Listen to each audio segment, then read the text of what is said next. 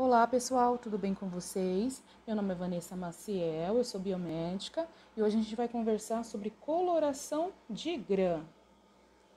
As bactérias fazem parte do reino Monera, domínio bactéria, são procariontes, né? São células que não possuem núcleo, não possuem carioteca, protegendo o material genético, o DNA, são unicelulares e sua morfologia pode ser coco, bacilo ou espiroqueta. As bactérias podem ser divididas em bactérias sem parede celular e bactérias com parede celular. Nas bactérias sem parede celular são os micoplasmas e ureaplasmas. Já as bactérias com parede celular, eu posso dividir, fazer uma subdivisão com parede celular típica ou parede celular atípica. Na parede celular atípica, eu encontro as micobactérias, as espiraladas, as clamídias, as rickétsias e um exemplo, né, dois exemplos das micobactérias, né, vai ser a Mycobacterium tuberculosis ou bacilo de Koch, que causa a tuberculose, né, a doença tuberculose, e o Mycobacterium leprae ou bacilo de Hansen, que vai causar a hanseníase. Esses dois tipos de micro-organismos, né, são bacilos álcool-ácido resistentes, que só vão curar pelo método de Ziel-Nielsen, por exemplo, que é assunto da próxima aula. Já a parede celular típica, né, as bactérias com parede celular típicas, são a maioria das bactérias de importância médica, que a gente chama, né, de bactérias gram-positivas e gram-negativas. As bactérias são organismos bastante simples que podem ser agrupados de diferentes formas. Analisando a forma e o arranjo das bactérias, por exemplo, temos as seguintes classificações: cocos, bacilos e espirilos. Nas cocos, né, são bactérias com formatos esférico ou oval, exemplo, estafilococcus ou streptococcus. Dentro dos cocos, né, eu encontro diplococos, que são duas bactérias em formato de cocos unidas, as tétrades, que são 4 cocos agrupados, a sarcina, que são 8 cocos unidos, formando uma estrutura semelhante a um cubo, os streptococos, que são cocos unidos com uma cadeia, né? São um colar de pérolas, alguns exemplos, que eu vou mostrar aí na frente.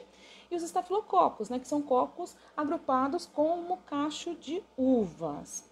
Já os bacilos são bactérias em formato de cilindro ou em forma de bastão, que pode ser curto ou longo. Exemplo, bacilos e clostridiums. Já dentro do bacilos, eu vou encontrar os diplobacilos, que são bacilos dispostos em pares, e os streptobacilos, que são bacilos unidos formando uma cadeia. Já as bactérias espiraladas são bactérias com formato de espiral. Dentro delas tem os espirilos, que são as bactérias em formato de espiral, que apresentam um corpo rígido e se locomovem-se com a ajuda de flagelos. As espiroquetas, que são bactérias em espiral, que são mais flexíveis e locomovem-se por contrações citoplasmáticas. Exemplo, né, é o Treponema pallidum, que causa a sífilis. E já os vibriões são bactérias que apresentam corpo semelhante a uma vírgula. Ainda dentro dessas morfologias, existem ainda, né, desses formatos, existem ainda bactérias que se apresentam como um bacilo extremamente pequeno. Elas são consideradas uma forma de transição entre cocos e bacilos, e a sua denominação é chamada de cocobacilo.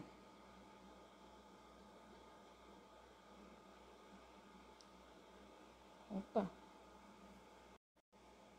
Demonstrando aqui na imagem, né, exemplos de diplococcus é a Neisseria.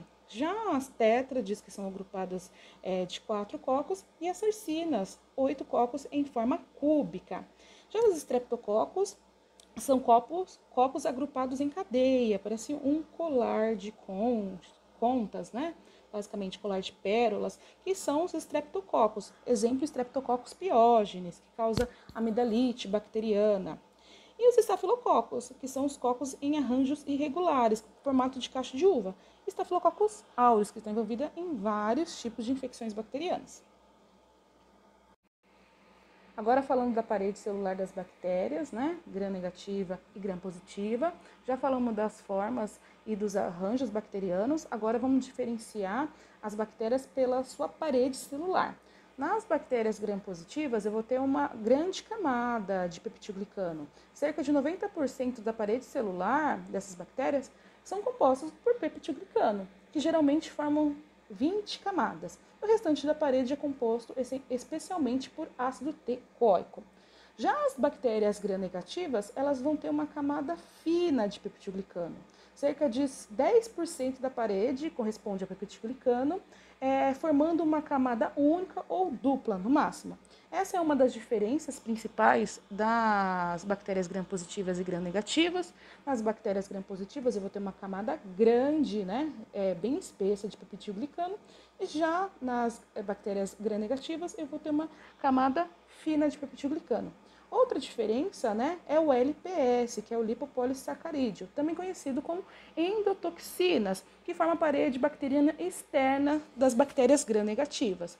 Um componente do LPS, o lipídio A, pode causar uma resposta de febre ou até choque séptico em humanos. Então, outra diferença, as bactérias gram-positivas possuem o LPS e as bactérias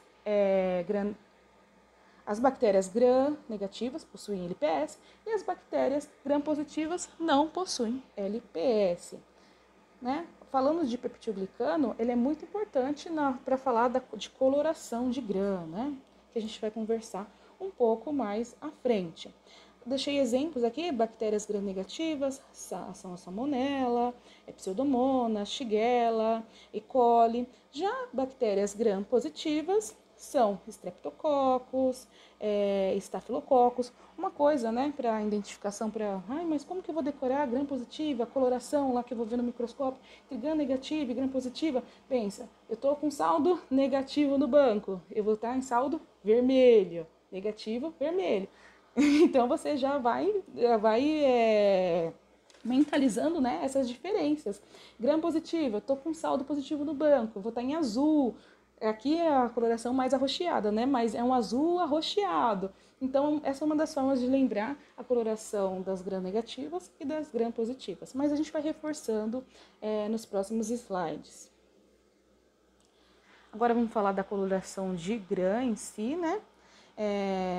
A coloração de gram, basicamente, é o princípio, né, da identificação bacteriana. A primeira coisa que se faz no laboratório de microbiologia é a coloração de gram para identificar qual é o tipo, né, de bactéria, se é o gram positivo ou gram negativo, ou até mesmo uma bactéria alcoócido resistente, como a gente já conversou, e após fazer os testes bioquímicos. Então, um dos primórdios, né, da identificação bacteriana é a coloração de gram, e é a mais utilizada. Aqui, ó, identificar se a bactéria é gram positiva ou negativa e observar suas propriedades tintoriais. Outra da coloração, a coloração de gram também é responsável em identificar a morfologia das bactérias, que a gente já conversou, se é cocos ou bacilos, e também identificar, primeiramente, micro-organismos factiosos, bactérias com necessidades nutricionais complexas ou frágeis que não sobrevivem ao transporte do local da coleta até o laboratório. Então, lá mesmo, né, já faz a coloração de gram para identificar se é gram positivo ou gram negativo. As limitações da coloração de gram, porque é necessário, né, um número alto de micro-organismos para visualização, cerca mais ou menos de 104 micro-organismos por ml. E também, né, não coram, na coloração de gram, obviamente, não coram bactérias sem parede celular, que a gente já conversou com o exemplo, o micoplasma.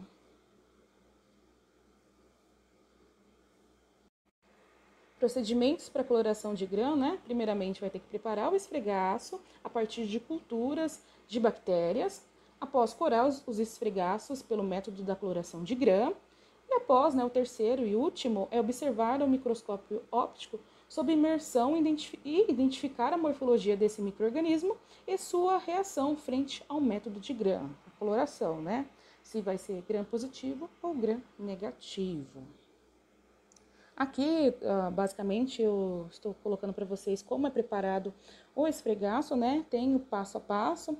E primeiramente, você vai pegar uma lâmina limpa no recipiente, secar e flambar rapidamente na chama do bico de Bunsen. Após você vai identificar o lado da lâmina onde será feito esfregaço, vai flambar a alça bacteriológica, deixando-a esfriar e colocar na lâmina uma gota de solução salina ou fisiológica, né, basicamente. Ou você pode deixar secar sem encostar na bancada, ou uma técnica muito utilizada, né? Você vai o quê? Você não vai colocar a alça quente na colônia bacteriana, você vai matar a colônia pelo calor. Vai degradar, né? Vai queimar, vai lisar. Então, geralmente, o que a gente utiliza no laboratório é você esfriar no próprio meio de cultura. Você vai no meio de cultura e vai colocar a alça na parte do agar onde que não tem colônias. É uma forma muito efetiva de você esfriar a alça bacteriológica, né? Após você vai flambar a agulha bacteriológica, deixar também esfriar, próxima chama, abrir a placa de cultura, tocar a colônia escolhida para retirar a amostra e vai homogeneizar, né, essa colônia na solução fisiológica ou solução salina.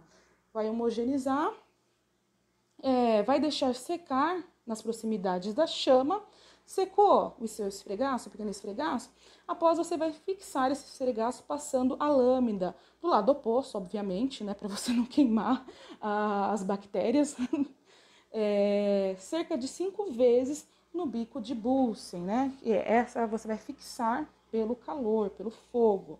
Aqui, né, tá espalhar a cultura em uma camada fina sobre a lâmina, junto com a solução salina, esperar secar, fixar, né, sobre o fogo, né, sobre a chama, cerca de 5 vezes, vai fazer a coloração de grã e após observar, né, tanto a morfologia, a forma e os arranjos dessa bactéria e visualizar se são bactérias gram-positivas ou gram-negativas. Isso tudo você vai ver na objetiva de 1000, né, no aumento de 1000, que você vai utilizar óleo de imersão. Você não consegue, né, visualizar a forma, os arranjos, se você não tiver na objetiva correta, que é a objetiva de 1000, ou de imersão, basicamente. Aqui a coloração de grã, toda a técnica, basicamente.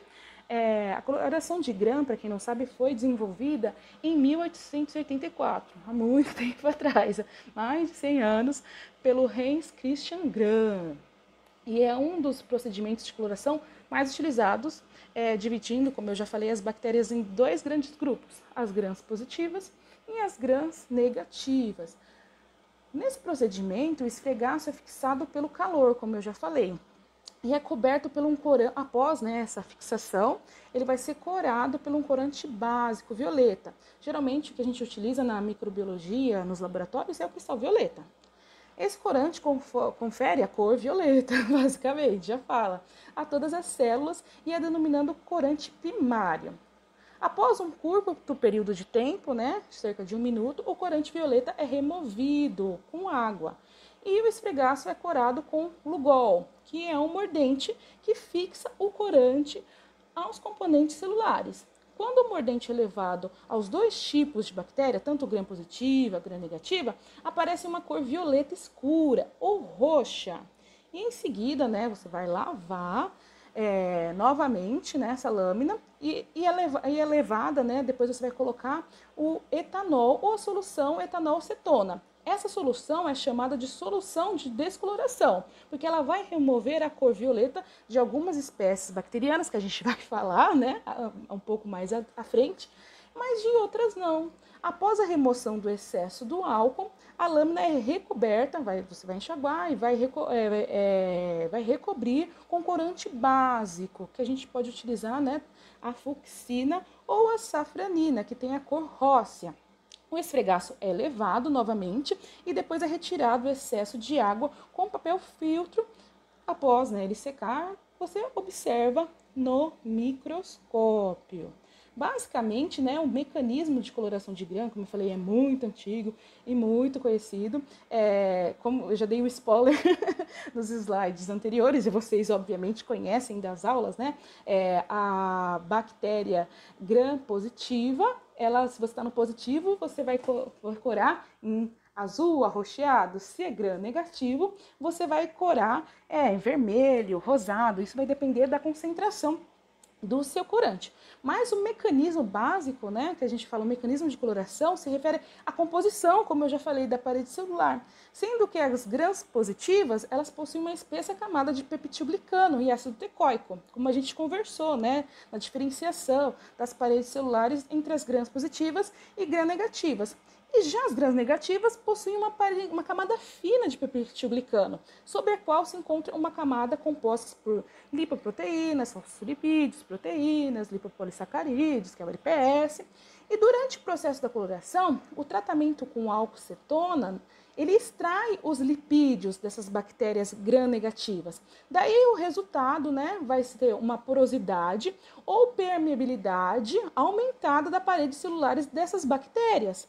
Assim, o complexo cristal violeta e iodo, ou a gente chama de CVI, pode ser retirado e as bactérias gram-negativas são descoradas. Por isso que fala descorante com álcool, né, com etanol. A parede das bactérias gram-positivas, já as paredes, né, dessas bactérias, em virtude da composição diferente, tornam-se desidratadas pelo etanol durante o tratamento. A porosidade vai diminuir e a permeabilidade é reduzida. E esse complexo CVI, como eu já falei, complexo cristal violeta, ele não vai poder ser extraído. Então, a bactéria gram positiva, como eu já falei, ela vai ter essa coloração roxeada, azul arroxeado. Já outra explicação, né, para essa coloração também baseia-se nas diferenças de permeabilidade entre os dois grupos de bactérias. Nas bactérias gram-positivas, esse complexo CVI é retirado na parede após o tratamento pelo álcool cetona, o que causa, provavelmente, né, uma diminuição no diâmetro dos poros da camada de peptidoglicano ou da parede celular em si, né? Já a parede celular das gram-negativas permanece com porosidade suficiente grande, mesmo depois do tratamento com o álcool cetona, possibilitando a extração do CVI. Basicamente é isso que os cientistas acham, né? Desde 100 anos eles discutem quais são as possíveis e essas são as duas teorias mais aceitas. Um resuminho básico, né? Depois de tudo que eu já falei. Basicamente, né, a solução em ordem de aplicação, reação do aspecto das bactérias gram-positivas e gram-negativas. Cristal violeta, cora, basicamente, bactérias gram-positivas e gram-negativas, como eu falei. A solução Lugol vai formar o complexo CVI, né, que é o cristal violeta e iodo, no interior da célula, que permanece violeta. E também, né, vai formar nas gram-negativas, também vai formar o complexo CVI no interior da célula, que também permanece violeta. Até aqui não muda nada para as duas células, para as duas bactérias, né?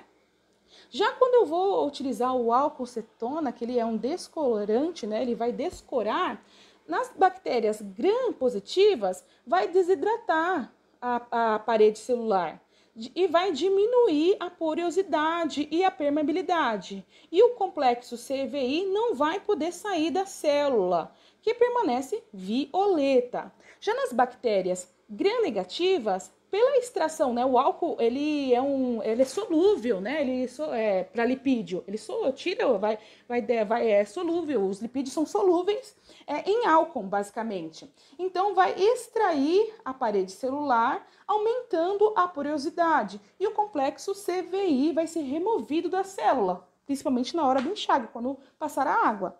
Então, a diferença tá a partir do álcool cetona, que nas bactérias gram-positivas, né, eu vou ter uma diminuição da permeabilidade, então essa bactéria ela não vai conseguir liberar o complexo CVI. Já nas bactérias gram-negativas, como eu já falei, o lipídio, ele é solúvel em álcool, ele vai ser removido, vai aumentar a permeabilidade, vai aumentar a porosidade, e quando na hora que eu enxaguar, né, que eu lavar na água corrente, todo esse complexo vai ser retirado da célula. E o último, né, vai ser colocado a fucsina ou a safranina. Como eu diminuí a permeabilidade das células gram-positivas pelo álcool, a fucsina não vai adentrar e a célula vai continuar sendo violeta. Já como nas gram-negativas, eu aumentei a porosidade, a permeabilidade, quando eu colocar a fucsina, a célula esse corante vai se adentrar e a célula vai se tornar vermelha. Tudo bem? Aqui, né, como fala, uma colinha para vocês lembrarem, basicamente, vi Lulu ali fumando. É muito eficiente na hora da prova, na hora de concurso, quando você estiver no laboratório de microbiologia, primeira vez, né? Depois você decora os minutos, você vai fazer tantas e tantas vezes, como eu falei, é o método de coloração mais utilizado no laboratório de microbiologia, mas no início sempre dá aquele, ainda mais se você não trabalha com micro. Mas se você guardar essa sequência, você nunca mais vai esquecer como que é feita a coloração de grã. Vi Lulu ali fumando, basicamente cristal violeta ou violenta genciana, Lulu, Lugol, que é o iodo, álcool absoluto ou etanol acetona, né? Que é o ali, álcool ali, etanol e álcool, a mesma coisa, basicamente. E fumando a fucsina ou a safranina, né? Vi Lulu ali fumando. Dependendo do protocolo, pode variar com os corantes, né? 1 minuto, enxágue, 1 minuto, enxágue, 15 segundos ou 30 segundos, enxágue, 30 segundos, enxágue e vai secar. Isso vai depender dos protocolos, da concentração do seu corante, mas basicamente isso não vai variar muito, né? Os kits já são bem padronizados. Tudo bem? Então é só guardar a frase vi Lulu ali fumando que você nunca mais vai esquecer a sequência da coloração de grã. Aqui já é análise na microscopia, na objetiva de imersão ou aumento de mil, basicamente, que são cocos gram-positivos dispostos em caixos. Dá para ver vários caixinhos, né? Vários conglomerados de cocos em formato de caixos, né? São os estafilococos, basicamente. Como eu falei para vocês, os gram-positivos, ele tem uma coloração, na coloração de grã, azul arroxeado. Então, a gente consegue ver cachos, né? Cocos gram-positivos dispostos em caixos com coloração arroxeada. Aqui já os cocos gram-positivos dispostos em cadeias, né? Como vocês podem ver na imagem da seta, que são os streptococos gram-positivos. Com coloração, né? São gram-positivos, coloração arroxeada. Aqui são cocos gram-positivos dispostos em tétrades. Como vocês podem observar, né? Eu só falei de gram-positivos. Mas aqui, essa coloração está mais arroxeada, mais azulada. Então, as gram-positivas, elas variam entre roxo e azul. Isso vai depender, né, do protocolo, da sua instituição, do seu kit de coloração e até mesmo de quem está fazendo, né, do analista, do biomédico que está fazendo a coloração. Se ele deixar um pouco mais de tempo, vai ficar mais escuro. Se ele deixar um pouquinho menos tempo, vai ficar mais claro. Processo de lavagem, então isso vai depender muito. Mas a variância entre a cor, né, é roxo e azul, não passa disso. Gram-positivo vai sempre estar nessa coloração, arroxeada ou azulada, como a gente viu agora, todos gram-positivos. Já os gram-negativos, né, o exemplo de cocos gram-negativos, ele tem coloração avermelhada ou rosada, como vocês podem ver, esses lindos dipococos. Já os bacilos gram-negativos, né, lindos bacilos gram-negativos, são vermelhos, rosados, como a gente já conversou. Essa, né, como eu falei, a coloração de grã é o primeiro método um dos primeiros métodos de identificação bacteriana e a partir, né, da identificação da forma, do arranjo, da coloração, pela coloração de grã, é que vai fazer os testes, né, os tão famosos testes bioquímicos para identificação bacteriana, né, tanto do gênero e da espécie. tudo bem? Aqui, ó, os bacilos, esqueci, os bacilos gram positivos, né? A grande diferença é a cor, basicamente. Aqui, né, no gram positivo, tem uma parte que está mais arroxeada e uma parte que está mais azulada, como eu falei. Tudo vai depender da técnica. O que está mais escuro, né, é o que ficou mais tempo com a coloração, com o corante. Ou recebeu menos lavagem, mas, como vocês podem ver, dá para identificar que é um gram, que é um bacilo gram positivo.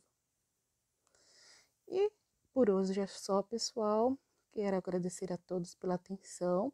Qualquer dúvida, coloque nos comentários. E não se esqueçam de fazer a atividade que vai estar na descrição do vídeo. Beijão a todos. Tchau, tchau.